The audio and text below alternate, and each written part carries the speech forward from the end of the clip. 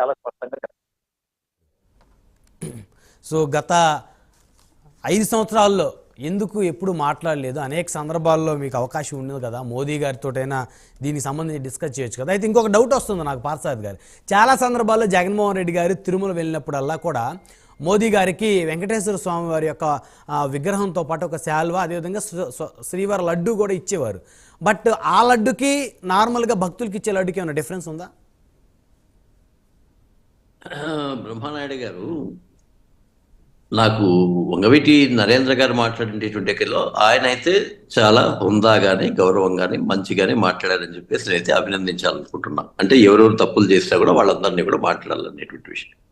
అంటే ఎప్పుడు కూడా ఎలా ఉంటుందంటే అండి, 2004 నుంచి 2014 దాకా మన్మోహన్ సింగ్, అంటే సోనియా గారి దగ్గర పప్పెట్లాగా ఉండేటువంటి ఒక మన్మోహన్ సింగ్ గారి యొక్క హయాంలో అనేక రకాలైన అవినీతులు జరిగాయి. ఎప్పుడు బయటపడ్డాయి అవి? అవినీతి చేసిండేటువంటిది 2004లో స్టార్ట్ చేస్తే, రెండోసారి కూడా వాళ్ళకి అధికారం వచ్చిన తర్వాత దాని తర్వాత ఎప్పుడో దానికి సంబంధించి వచ్చే దాని మీద భారతీయ జనతా పార్టీ ఉద్యమం చేసింది. అంటే అప్పుడు ఎందుకు చెయ్యలేదు అనేటువంటి ప్రశ్నను అయితే నేను ఖండిస్తున్నానండి. ఎప్పుడు వస్తుంది ఇది? ఇప్పుడు కూడా డైరీ రిపోర్ట్ అనేటువంటిది ఇప్పుడు వచ్చింది కాబట్టి ఆ రిపోర్ట్ మీద తగినటువంటి చర్చలు జరుగుతున్నాయి. దీంట్లో హుందాగా, అందరూ హుందాగా ఉండాల్సిందేటువంటి అనేటువంటి విషయంలో నేనైతే వాస్తవంగా ఏకీభవిస్తాను. ఇప్పుడు చంద్రబాబు నాయుడు గారు ఆ యొక్క స్టేట్మెంట్ ఇచ్చారు. వెంటనే వైఎస్ఆర్సీపీ ఏముంది, సరేనండి ఆఖరిగా ఇప్పుడు ఉంది కదా, గతంలో ఉండేటువంటి దీని మీద మీరు కమిటీలు వేశారు కదా, ఆ కమిటీకి సంబంధించి ప్రక్షాళన చేయండి, లేదా సిబిఐకి సంబంధించి కోరండి, ఇవన్నీ తప్పులేదు. కానీ ఇక్కడ ఏమవుతుందంటే, ఆయన ఒకటి మాట్లాడానని పేర్ని నాని కానీ, వల్లభనేని వంశీ కానీ, కొడాలి నాని కానీ, ఇంక 9 నాయకులు కానీ దురదృష్టవశాత్తు వాళ్ళకి ఆవేశమో లేకపోతే ఆలోచన లేదో, లేకపోతే నాయకుడి మెప్పు పొందాలనుకుంటున్నారో తెలియదు, కానీ వాళ్ళు అవాకులు చివాకులు పేలడం ద్వారా యువతలో ఉండేటువంటి వాళ్ళు కూడా అదే స్థాయికి వెళ్ళడం జరిగింది. ఇది ఇద్దరికీ మంచిది కాదని చెప్పేసి నేనైతే అనుకుంటున్నాను. ఇప్పుడు వాళ్ళు నరేంద్ర గారు చెప్పేటటువంటి 100% వాస్తవం. ఆయన ఏ విధంగా అయితే తప్పు జరిగిండేటువంటి వాళ్ళని ఖచ్చితంగా అతను మాట్లాడడం అనేటువంటిది నిజంగా అప్రిషియేట్ చేయాల్సిందేటువంటి విషయం. అయితే ఇక్కడ వచ్చేది ఏంటంటే, వైఎస్ఆర్సీపీలో ఇదే హుందాతనము ఆ యొక్క విజయవాడలో ఆ యొక్క సింహాలు వెళ్ళిపోయినప్పుడు కానీ, అలాగే లేదంటే రాముని యొక్క శ్రీరామశ్రీ యొక్క విగ్రహాన్ని తొలగించేటువంటి విషయంలో దుండగులు చేసిండేటువంటి ప్రయత్నంలో కానీ, అంతర్వేదికి సంబంధించి చేసిండే ప్రయత్నంలో కానీ, లేదా మిగతా యొక్క హిందూ ధర్మానికి సంబంధించిండే విశ్వాసాలకు భంగం కలిగినప్పుడు వచ్చిండేది చేసి ఉంటే వాళ్ళని ఎవరు అనుకునేటువంటి పని లేదు. వాస్తవంగా ఎవడండి ఇప్పుడు బస్సు టికెట్ల పైన ఆ రోజు ముద్రించినప్పుడు నేను అప్పుడు అన్నా ఇప్పుడే అంటున్నా, బస్సు టికెట్ల పైన ముద్రించిండే జగన్ కాదంటే, జగన్ కాంట్రాక్టర్ కాదు. ముద్రించిండేటువంటి వ్యక్తిని కఠినంగా మీరు శిక్షించారా? కనీసం దానికి ఏమైనా రూల్స్ అండ్ రెగ్యులేషన్స్ మళ్ళీ ఫ్రేమ్ చేశారా? లేదే. అదేదో రాజకీయ లబ్ధి కోసం మాట్లాడుకుంటున్నది ఎవడో చేశాడని మాట్లాడుతున్నారు. ఇక్కడనే వైఎస్ఆర్సీపీ మీద మొత్తం అనుమానం వస్తుంది. అది కూడా రావడానికి కారణం ఏంటంటే, హిందూ ధర్మం అనేటువంటి తన ధర్మాన్ని ఆచరిస్తూ ఎవరైనా ఆ ధర్మం పట్ల ఆకర్షితులైతే వాళ్ళంతకు వాళ్ళు స్వచ్ఛందంగా రావాలని కోరుకుంటుంది. ఎక్కడికి కూడా వెళ్ళి క్రైస్తవులు మంచివాళ్ళు కాదు, ముస్లింలు మంచివాళ్ళు కాదు, ఈ మతం మంచిది కాదు అని చెప్పి ప్రచారం చేయదు. అదే క్రైస్తవంలో ఉండేటువంటి వాళ్ళు ఏం చేస్తూ ఉంటారు, ప్రతి ఒక్క చోటుకి వెళ్ళి మీరు మొత్తం అంతా కూడా పూజలు చేస్తారు. ఆ దేవుడు ఏమన్నా ఉన్నాడా, రాళ్లలో దేవుడు ఉన్నాడా, నీళ్లలో దేవుడు ఉన్నాడా, ఇట్లాంటివన్నీ ప్రచారం చేస్తూ ఉన్నారు.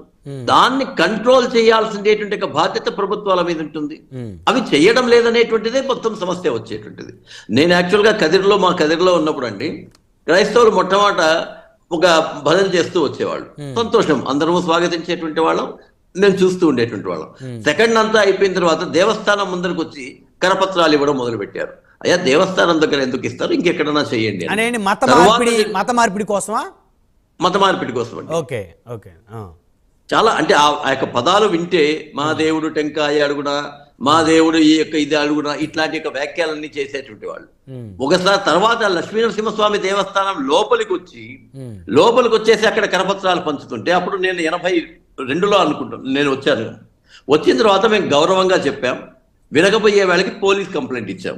అప్పుడు పోలీసు ఉండేటువంటి వ్యక్తి ఒక క్రిస్టియన్, వాళ్ళు ఇష్టమండి, వాళ్ళు చేసుకుంటారు అన్నాడు. సరే, ఇంక మేమేం చేయాలా? మేమేం చేసాము, దానికి తిరగబడలే. వాళ్ళ మీద మేము దాడి చేయలే. సరే నువ్వు చేసావు కదా అని మేము కూడా అప్పట్లో జట్కాలు ఒక మైకు పెట్టుకొని వాళ్ళు ఎక్కడికి పోతారో అక్కడనే మా ధర్మ ప్రచారం చేసుకుంటూ వెళ్ళాం. కూర్చున్నాం, దాని తర్వాత ఎవడూ చేయలే. అంటే నేనేమంటానంటే సామరస్యం అనేటువంటిది నువ్వు దురదృష్టం అండి. ఇది హిందువులుగా ఉండేటువంటి వాళ్ళం నేను ఈ రోజు కూడా గర్వంగా చెప్తా. వెంకటేశ్వర స్వామిని ఏ విధంగా ఆరాధిస్తానో, క్రైస్తవులకి ఉండేటువంటి యేసుక్రీస్తును అదే విధంగా గౌరవిస్తా, అల్లాను అదే విధంగా గౌరవిస్తా. మీరు చేయండి ఆ పని. వైఎస్ఆర్సీపీ పార్టీ తరఫున క్రైస్తవ మతానికి అలాగే ఇస్లాం మతానికి అందరూ దేవుళ్ళు ఒక్కటే అనేటువంటి వాక్యాన్ని చెప్పాలండి. నరేంద్ర గారు రెస్పాండ్ అవ్వండి. చెప్పరు వాళ్ళు చెప్పరు. వాళ్ళ మతంలో ఎంతసేపు అయినా కానీ మా దేవుడు ఒక్కడే గొప్పవాడు, హిందుత్వం ఎప్పుడు అట్లా చెప్పదు, అందరూ దేవుళ్ళు ఒక్కటే అంటుంది. ఈ ఒక్క వాక్యాన్ని ఆ పార్టీల వాళ్ళు చెప్పమనండి బహిరంగంగా. పెట్టుకోండి సార్, ఇది సెక్యులర్ కంట్రీ సార్. దీనిలో ఏదైతే మనం స్వాతంత్రం వచ్చిన టైంలో జరిగినటువంటి తప్పిదాలే అనుకోండి, నిర్ణయాలే అనుకోండి, ఏదైనా కానీ మనందరం స్వాగతిస్తున్నాం. ఏది అన్ని కులాలు మతాల వాళ్ళని తీసుకొచ్చి పెట్టుకున్నాం. ఇంకోటి గొప్పతనం ఏంటంటే హైందవ ధర్మంలో ఉన్నటువంటి మంచో చెడో తెలియదు కానీ అందరినీ కూడా హక్కుని చేర్చుకుంటాం. అండ్ అవతల వాడు మన గుడికి వచ్చి దండం పెట్టుకుంటున్నాడో లేదో కూడా ఆలోచించాం. కానీ మనం అవసరమైతే మాత్రం వెళ్ళి చర్చికి వెళ్తాం, మస్జిద్కి వెళ్తాం, సిక్కులు సంబంధించినటువంటి వాళ్ళ యొక్క గుళ్ళకి వెళ్ళి వస్తాం, గురుద్వారాలకి అన్ని చేస్తాం. కానీ మనం మాత్రం ఎవరిని కూడా నువ్వు మా గుడికి ఎందుకు రాలేదు, బొట్టెందుకు పెట్టుకోలేదు, మేము ఇచ్చిన ప్రసాదం కళ్ళకద్దుకు ఎందుకు తినలేదని చెప్పని అడగం. అది మనకి పెద్దలు నేర్పించినటువంటి ఒక గొప్ప మంచి అలవాటే అనుకోండి, లేదా మన యొక్క జీన్స్ లో ఉన్నటువంటి ఒక మంచి బుద్ధి అనుకోండి. ఇది సెక్యులర్ ఎప్పుడైతే మనకు ఉన్నటువంటి ఈ దేశాన్ని మనం అందరిని ఎలా అయితే గౌరవిస్తున్నామో దాని ప్రకారం వెళ్ళిపోతుంది. డెమోక్రసీలు ఎవరు కూడా అధికారంలోకి ఎక్కిన తర్వాత ఈ పర్టికులర్ కులానికి సంబంధించి మీరు చేయండి, ఈ పర్టికులర్ కులానికి మీరు సంబంధించింది చేయండి అని చెప్పని ఎప్పుడు ఎవరు ఏ ముఖ్యమంత్రి గాని ఏ ప్రధానమంత్రి గాని మాట్లాడకూడదు. నరేంద్ర గారు 1 by 1 మీ దగ్గర కంక్లూజన్ తీసుకుంటాను. ఆనంద్ సాగర్ గారు కంక్లూజన్ ఇవ్వండి. పాపం మన వంగవీటి నరేంద్ర గారికి ఒక సూచన, మీ ఇంటి పేరుకి ఒక బ్రాండ్ ఉంది, దాని పరువు తీయొద్దు దయచేసి. మీరు ఏ విధంగా చెప్పండి, వేరే చెప్తున్నా. ఏదో మీరు బ్రాహ్మణుడు మేకను తీసుకెళ్తున్నాడు, దాన్ని కుక్కని అందరూ దొంగలు నమ్మిస్తే ఆ బ్రాహ్మణుడు మేకను వదిలేశాడని అంటే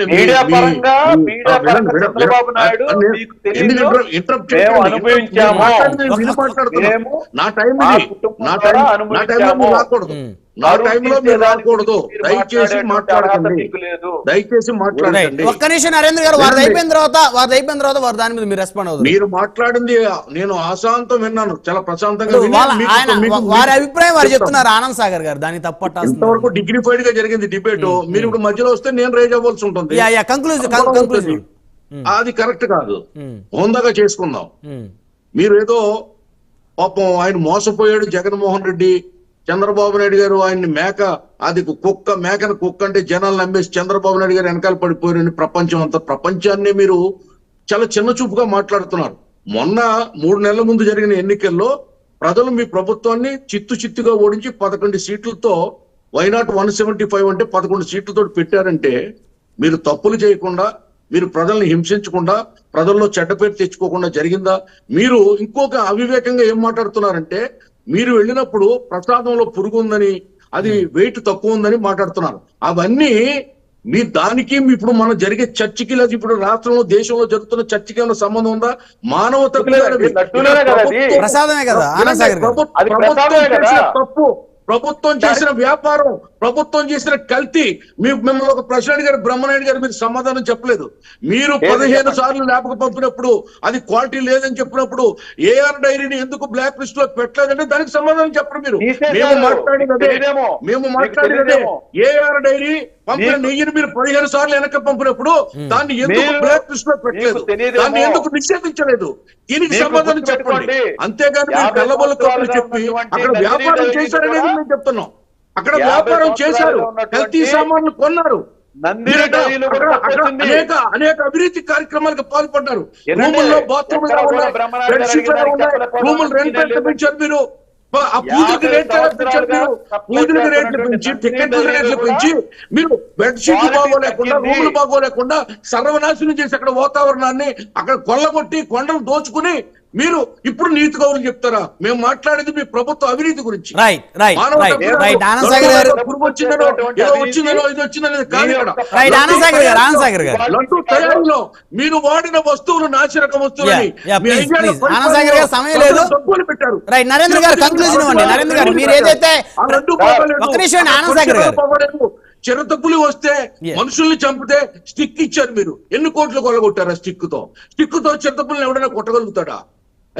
సమయం లేదు. ఆనంద్ సాగర్ గారు, ఆనంద్ సాగర్ గారు, ఇప్పుడు మీరు చేసిన ఆరోపణలకు మీరు అడిగిన ప్రశ్నకు ఆయన సమాధానం చెప్పనివ్వండి. నరేంద్ర గారు, ఇప్పుడు మీరు ఇందాక ఏదైతే సామెత చెప్పారో దాన్ని కూడా 50 సంవత్సరాలుగా సప్లై చేస్తారంటే నందిని డైరీలో కూడా క్వాలిటీ తప్పు వచ్చిందండి. కానీ 50 సంవత్సరాలుగా చేసుకుంటూ వస్తున్నారు కదా, అందుకని దానిలో కూడా ఏదో తప్పు జరిగిందని చెప్పి వెనక్కి తిరిగి పంపించారు. ఇక్కడ ఏఆర్ డైరీది ఒకటే తప్పు కాదు, నందిని డైరీది ఒకటే తప్పు కాదు. నందిని డైరీని కూడా బ్లాక్ లిస్ట్ లో మరి పెట్టలేదు. ఈ పాయింట్ మీకు ఎందుకు అర్థం కావట్లేదు? మీ అన్నికి తెలిసింది ఏంటంటే, ఏదైతే పొరపాట్లు జరుగుతాయో ఒకప్పుడు కంటిన్యూగా వాళ్ళ యొక్క క్యారెక్టరిస్టిక్ తీసుకుంటారండి. వాళ్ళ యొక్క ఇన్నాళ్ళు జరిగినటువంటి వాళ్ళు సప్లై చేసినటువంటి పద్ధతిని అవలంబించి ఎక్కడో తప్పు జరిగిందంటే తిరిగి పంపిస్తే వాళ్ళు దాన్ని చెక్ చేసుకుని పంపిస్తారని అంటారు. అదే విధంగా వాళ్ళు ఏఆర్ డైరీ విషయంలోనే కానీ నందిని డైరీ విషయంలో తేడా జరిగింది. ఇక నుంచి ఇలాంటి తేడా జరగకూడదని చెప్పని కొత్త టెండర్లు పెరగడం జరిగింది. అంతేగాని ఇక్కడ జగన్మోహన్ రెడ్డి గారికి డైరీలు ఏం లేవంటే, ఉంటే గింటే డైరీలు చంద్రబాబు నాయుడు గారికి ఉన్నాయి. చంద్రబాబు నాయుడు గారు ఈ డైరీ ప్లాన్ వేస్తుంటారని చెప్పని అందరూ అనుకుంటున్నారు. కాదండి నరేంద్ర గారు, నందిని ఏమి చంద్రబాబు గారిది కాదు కదా. నందిని కాదండి, ఆయనకు ఒక డైరీ ఉంది. ఆ డైరీకి సంబంధించి మీరు రాష్ట్రంలో ఉన్న డైరీలన్నీ మూసేసి గుజరాత్ డైరీని తీసుకురండి. ఇప్పుడు ఆయన నందిని ద్వారా మాట్లాడుకుంటుంటారు కాంట్రాక్ట్. నా డైరీ ద్వారా మీకు పంపిస్తాను, మీ డైరీని సప్లై చేయండి ఇక్కడ తిరుపతి, మన ఇద్దరు వ్యాపారం చేసుకుందాం. జగన్ గారికి కూడా వర్తిస్తుంది కదా. పూర్తి స్థాయిలో రాష్ట్రంలో డైరీలన్నీ మూతపడేలాగా చేసింది గుజరాత్ డైరీని రాష్ట్రంలో ఇంట్రొడ్యూస్ చేసింది. చివరిగా నరేంద్ర గారు, సరే చివరిగా ఒక అంశం అండి, పాప ప్రక్షాళనకు సంబంధించి ఇప్పుడు పాప ప్రక్షాళన చేస్తున్నారా వైఎస్ఆర్సీపీ నాయకులు? మీరు కూడా పాల్గొంటున్నారా 28వ తారీఖు? ఎవరు ఎన్ని చేసినా ఇవన్నీ కూడా రాజకీయంగా చేస్తున్నారనేది ప్రజలు కూడా గమనిస్తున్నారు. చంద్రబాబు నాయుడు తప్పు చేసినా, వైఎస్ఆర్ కాంగ్రెస్ పార్టీ తప్పు చేసినా, ఎవరు ఏం చేసినా కూడా ఇది రాజకీయంగా చేసేశారండి. దీన్ని చేసేసినటువంటి పాపం మాత్రం చంద్రబాబు నాయుడుదే. కానీ కలియుగ దైవం అని భావించేటువంటి వెంకటేశ్వర స్వామి ఎదుర్కొంటా ఎవరు ఎన్ని నాట్యాలు చేసినా, ఎవరు ఎన్ని డ్రామాలు చేసినా ఆ స్వామే శిక్షిస్తాడు. దీన్ని అందరూ నమ్మాలి. భూమన కరుణాకర్ రెడ్డి గారు చేసిన ప్రమాణాన్ని ఎవరు కూడా పరిగణలోకి తీసుకోవట్లేదు. దానికి ఏం చెప్తారు? ఇప్పుడు వాళ్ళు ఇందాక అడుగుతున్నారండి ఆనంద్ సాగర్ గారు, ఏమని వాళ్ళు ఎవరైనా స్పందించారా? సిబిఐకే ఇమ్మని చెప్తున్నాం, సిబిఐకే ఇవ్వండి. మీరు సిట్ చేశారు. సిట్ అంటే ఏంటిదండి? స్టేట్ కంట్రోల్ లో ఉండేటువంటిది. ఇది మీరు ఎన్నిసార్లు వేశారు సిట్టు? ఎవరు అసలు మీ ప్రభుత్వం ఎన్నిసార్లు వేసింది సిట్టు? మీకు సంబంధించినటువంటి తప్పుల్ని ఏ రోజు కూడా ఇంకా బయటకు రాష్ట్రంలో 5 సంవత్సరాలు కంటిన్యూస్ గా అమలు చేసింది మీరు కదా. స్పెషల్ ఇంటెలిజెన్స్ టీమ్ అనేది కేవలం ఇక్కడ స్టేట్ లో ఉండేది. అది చంద్రబాబు నాయుడు గారి కంచైగల్లోనే నడుస్తుంది.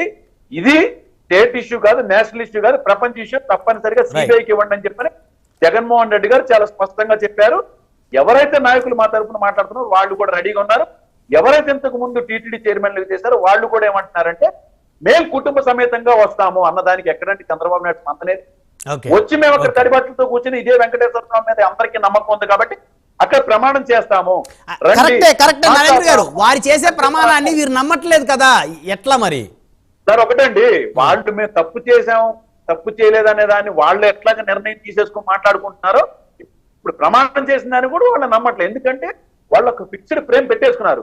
ఏ విధంగా అయినా కానీ ఇది ఒక హిందూ యాంటీ పార్టీ అని క్లియర్ గా పబ్లిక్ లోకి తీసుకెళ్లాలి. అందుకనే ఇక్కడెక్కడ పచ్చ మీడియాను వాడలేదండి. వాళ్ళు చాలా తెలివిగా నేషనల్ లెవెల్లో రిపబ్లిక్ టీవీ అది పూర్తిగా భారతీయ జనతా పార్టీకి సంబంధించినటువంటి వన్ సైడ్ మాట్లాడేటువంటి రిపబ్లిక్ టీవీ అండి. మీరు గమనించుకుంటే ఆ భారతీయ జనతా పార్టీకి సంబంధించినటువంటి ఆ రిపబ్లిక్ టీవీ ద్వారానే ఈ రిపోర్ట్ గాని ఈ యొక్క విషయాన్ని గాని బయట పెడతాం జరిగింది. అది చంద్రబాబు నాయుడు ఆడేటువంటి రాజకీయ నీచమైన ఆలోచనలు చేసేటువంటి చంద్రబాబు నాయుడు యొక్క పద్ధతి అని చాలా స్పష్టంగా ప్రజలకు రైట్ పార్సాద్ గారు వన్ వర్డ్ నరేంద్ర గారు ఈ విషయాలతో పాటు ఒక్క విషయాన్ని మీకు గుర్తు చేయాలనుకుంటున్నాను. రాజశేఖర రెడ్డి గారు 7 కొండలవాడ వెంకటరమణ గోవింద గోవింద అనేటువంటి ఆయనకి తెలియదండి. రాజశేఖర రెడ్డి గారి హయాంలో 2 కొండలు మాత్రమే ఈ యొక్క దేవస్థానాన్ని, మిగతా అంతా కూడా ప్రభుత్వంది. దాంట్లో ఎవడైనా చర్చిలు పెట్టుకోవచ్చు, ఎవరైనా మసీదులు కట్టుకోవచ్చు అనేటువంటి చట్టం చేశారు. చేసినప్పుడు రోసయ్య గారు వచ్చినప్పుడు మేమందరం రిక్వెస్ట్ చేశాం, సార్ ఏంటి పని, మీరు హిందుత్వంలో ఉన్నారు, మీరు క్యాబినెట్ లో ఉన్నారు, ఇంత ఘోరం జరుగుతుంటే మీరు ఇలా చేస్తున్నారా అని చెప్పేసి అడిగితే వెంటనే మా ముందరనే ఆయనకి ఫోన్ చేశారండి రాజశేఖర రెడ్డి గారికి. అంటే ఆయన చాలా ప్రేమగా మాట్లాడతారు రాజశేఖర రెడ్డి గారిని.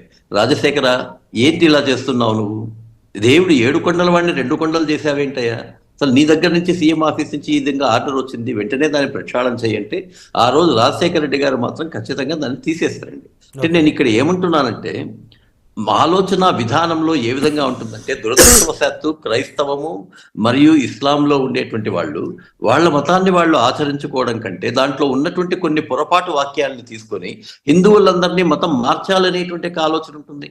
మత బోధనలు అనేటువంటి పేరుతో మతం చేస్తూ ఉంటారు. ఇవి తగ్గాలి. ఇవి హిందువులుగా మనం అందరం ఏమంటున్నామంటే, అయ్యా బాబు, నీ మతాన్ని నువ్వు, నీ ధర్మాన్ని హ్యాపీగా ఆచరించు, దాంట్లో ఉండే మంచి నీతి వాక్యాలని బాగా ఆచరించు. ఇస్లాంలో కూడా మంచి కాబట్టి నేను ఇప్పుడు కూడా ఏమంటున్నా అంటే, మన పార్టీలో ఉండేటువంటి వాళ్ళు, మన నాయకులు ఏమైనా పొరపాటు చేస్తే, మీరన్నట్లుగా భారతీయ జనతా పార్టీ వాళ్ళు నాయకులు చేసినా సమయం లేదు, సిట్ విచారణ జరుగుతుంది కదా, వాస్తవాలు వెలుగులోకి వస్తాయని ఆశిద్దాం. మరి సిట్ అధికారులు దర్యాప్తులు ఏం తేలుస్తారు అనే దానికోసం సర్వత్రా ఉత్కంఠగా ఎదురు చూస్తున్నారు. మరి ఆ దర్యాప్తులో తేల్చినటువంటి అంశాలను మరి రేపు వైసీపీ నాయకులు మేము నమ్మమని అంటారా ఏంటనేది చూద్దాం. రైట్, ధన్యవాదాలండి. అది ముందే చెప్తున్నామండి, నమ్మాల్సిన అవసరమే లేదు. రైట్ నరేంద్ర గారు, సమయం లేదు, మళ్ళీ ఇంకొక అంశంలో చర్చిద్దాం. ధన్యవాదాలు. చర్చలో పాల్గొనేందుకు మోకా ఆనంద్ సాగర్ గారు, పార్థసారథి గారు, వంగవీటి నరేంద్ర గారు, అందరికీ పేరు పేరున ధన్యవాదాలు. మరి ఇది వాళ్ళ హాట్ టాపిక్. చూస్తూనే ఉండండి, కీప్ వాచింగ్ ప్రైమ్ న్యూస్.